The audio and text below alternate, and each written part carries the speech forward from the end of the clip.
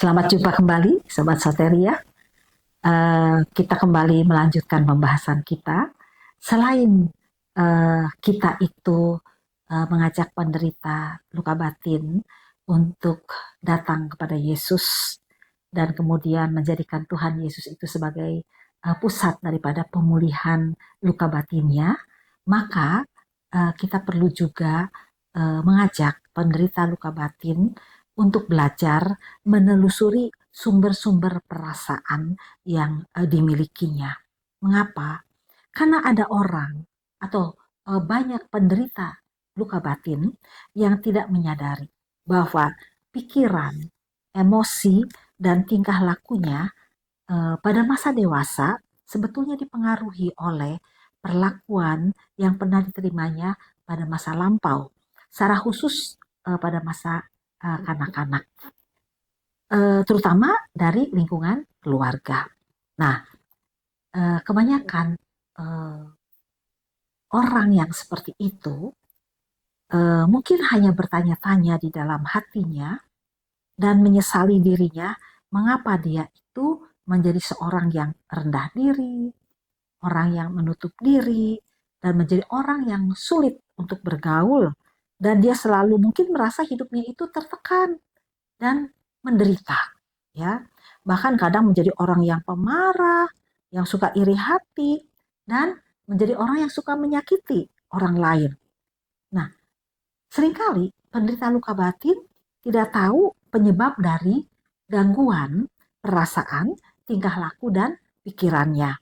Nah, karena itu penderita luka batin perlu untuk menelusuri lebih jauh apa yang menjadi sumber gangguan kepribadiannya. Penemuan, pendataan, dan pemahaman sumber atau penyebab dari gangguan kepribadian itu akan memudahkan bagi penderita luka batin maupun bagi orang yang membimbing orang yang mengalami luka batin untuk membimbing diri sendiri atau membimbing orang yang menderita luka batin tersebut, ya. Dan itu akan menyadarkan penderita luka batin bahwa gangguan kepribadian yang dialaminya itu merupakan apa? Pengaruh dari perlakuan yang pernah diterimanya pada masa lalu atau pada masa kanak-kanak. Nah,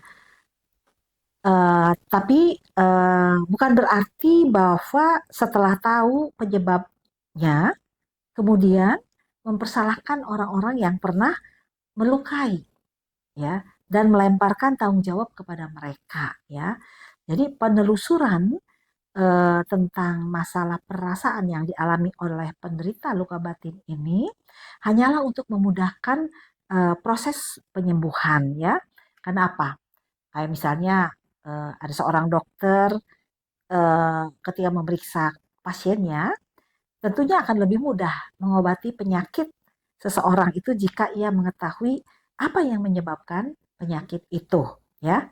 Nah, untuk dapat menelusuri sumber-sumber perasaan orang yang dibimbing, maka penderita luka batin maupun orang yang membimbing ya perlu untuk boleh menjawab ada beberapa pertanyaan, ya, dengan cara mengisi sendiri atau mewawancarainya, ya. Nah, beberapa hal yang dapat menolong penderita luka batin atau orang yang membimbing untuk mengetahui apakah orang tersebut mengalami gangguan pada masa lalu yang mengakibatkan luka-luka batin pada masa kini ataukah tidak, ya. Jadi yang perlu ditelusuri itu adalah mengenai masalah gangguan emosi, ya, pikiran dan fisik, ya, yang dialami oleh orang yang uh, mengalami luka batin itu, ya. Kemudian yang berikut adalah gangguan yang dialami dalam hubungannya dengan sesama. Apakah ada enggak, ya, gangguan dengan sesama? Kemudian gangguan yang dialami dalam hubungannya dengan Tuhan, ya. Dan kemudian adalah ada enggak peristiwa-peristiwa masa lalu, khususnya masa kanak-kanak yang menyakitkan, ya. Ya, tentunya sejauh peristiwa-peristiwa tersebut bisa diingatnya, ya. Nah, kalau orang itu atau orang penderita luka batin itu bisa mengetahui tentang semuanya itu, maka dia bisa belajar untuk bisa mengenali dirinya. Nah, mungkin dalam pertemuan berikut nanti coba kita akan melihat kira-kira eh, masalah gangguan emosi yang seperti apa, pikiran yang seperti apa yang perlu untuk diketahui oleh penderita luka batin untuk dipahami ya. Kemudian dalam hubungan dengan sesama itu seperti apa, dan kemudian dalam hubungannya dengan Tuhan ya.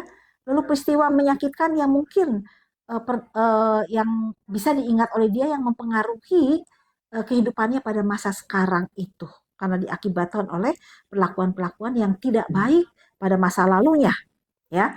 Nah, ini memang penelusuran masalah sumber-sumber daripada perasaan ini sangat penting supaya orang itu bisa mengenali dirinya lebih jauh, dan kemudian kalau dia tahu akan lebih memudahkan ketika dia itu mengalami pemulihan di dalam kehidupannya.